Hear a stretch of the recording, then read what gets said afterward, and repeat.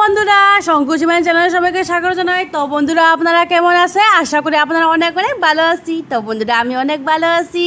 একটা নতুন রেসিপি নিয়ে এসেছে বন্ধুরা। তো এই বছরের নতুন রেসিপি মানে সিম তো এই বছরে খাওয়া হয়নি বন্ধুরা। আমার বউ অনেক শখ করে নিয়ে এসেছে যে সিম চচ্চড়ি খাওয়ার জন্য। তো ভাবছিলাম আপনাদেরকে আমি শেয়ার করব। তো বন্ধুরা, দেখতে পাচ্ছ একটা সিমের মধ্যে আমি দুটো সিম মানে ভালো করে নিয়েছি, কেটে দু টুকরো করে নিয়েছি। আলু লম্বা লম্বা করে কেটে নিয়েছি। আর এখানে শস্য গুঁড়ো নিয়ে নিয়েছি সানরাইসের, আর কাঁচা লঙ্কা, আদা কুচি, পেঁয়াজ কুচি আমি নিয়ে নিয়েছি। তারপরে বন্ধুরা, গুঁড়া শস্য যার জন্য আধা ঘন্টা আগে ভিজিয়ে রাখতে হবে, না হলে তিতো হয়ে যাবে। তো শস্যটাকে আমি মানে পরিমাণ মতো নিয়ে নিচ্ছি। তারপরে এখানে জল দিয়ে আমি প্রায় 20 বা 25 মিনিট আমি ভিজিয়ে রেখে দেবো। তারপরে বন্ধুরা, একদিকে দেখতে পাচ্ছ আলু সিদ্ধ করে নিয়েছি। মানে আলু সিদ্ধ করলে এই রেসিপিটি অনেক ভালো হবে, ওই জন্য আলুটা সিদ্ধ করে নিয়েছি। আলু সিদ্ধ করা হয়ে গেছে বন্ধুরা।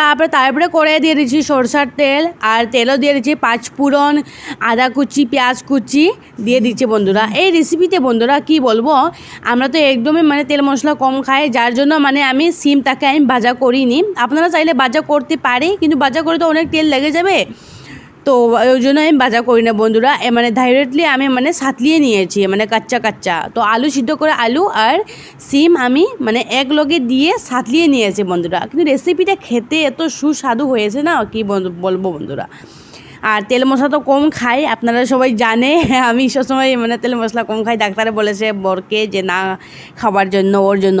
তো বন্ধুরা, ভালোভাবে সাঁতলিয়ে নিয়ে এখানে বন্ধুরা আমি স্বাদ অনুসার এখানে লবণ দিয়ে দিচ্ছি পরিমাণ মতে, হলুদ গুঁড়া দিয়ে দিচ্ছি, তারপরে ধনিয়া গুঁড়া, জিরে গুঁড়া আর সামান্য লঙ্কা গুঁড়ি দিয়ে দিচ্ছি। দিয়ে ভালোভাবে সাঁতলিয়ে নিয়ে আসি। যত ভালোভাবে কষা হবে এত টেস্টি হবে এই রেসিপিটি।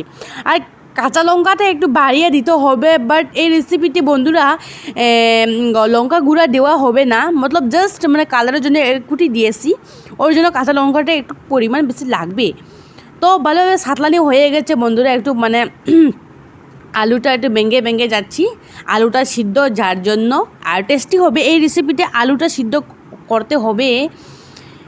তো ভালোভাবে সাঁতলানি হয়ে গেছে বন্ধুরা, মানে এখন একটু সিদ্ধ হয়ে গেছে, অর্ধেক পরিমাণ সিদ্ধ হয়ে গেছে। আর এইদিকে দেখতে পাচ্ছ মানে সরষাটা আমি ভিজিয়ে রেখে দিয়েছি, দেখতে পাচ্ছ। আর ভিজিয়ে ওর জলটা আমি ওই যে সরষের যে কালো অংশটা থাকে এটা আমি শাকিয়ে ফেলিয়ে নিয়েছি, এটা দেইনি, নাহলে সবজি কালো হয়ে যাবে। সরষেটা কালো থাকে, এটা আমি মানে শাকিয়ে নিয়েছি শাকনিতে। আর তারপরে সরষেটা দিয়ে বন্ধুরা ভালোভাবে সাঁতলিয়ে নিয়েছি, মানে মিক্স করে নিয়েছি। মানে সিমের গায়ে আলুর গায়ে তো লাগতে হবে, ওর জন্য।